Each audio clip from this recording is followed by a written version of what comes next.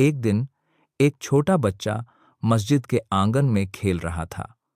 अचानक उसने देखा कि एक बुजुर्ग आदमी नमाज पढ़कर हाथ उठाकर दुआ कर रहा है। बच्चा पास गया और बोला, दादाजी, आप इतने देर तक हाथ उठाकर क्या मांगते हैं? बुजुर्ग मुस्कुराए और बोले, बेटा, मैं अल्लाह से सब कुछ मांगता हूँ, सेहत, रोजी, सुकून और सबसे बड़ी नेमत जन्नत। बच्चा हैरान होकर बोला, लेकिन दादाजी, क्या अल्लाह इतना सब कुछ दे देता है? बुजुर्ग ने उसके सिर पर हाथ रखकर कहा, बेटा, अल्लाह के खजाने कभी खत्म नहीं होते। अगर सच्चे दिल से मांगो तो अल्लाह वह भी देता है जो हम सोच भी नहीं सकते। बच्चा खुश होकर बोला, तो फिर मैं भी दुआ करूंगा कि अल्लाह मुझे नेक बनाए और सबको जन्नत दे।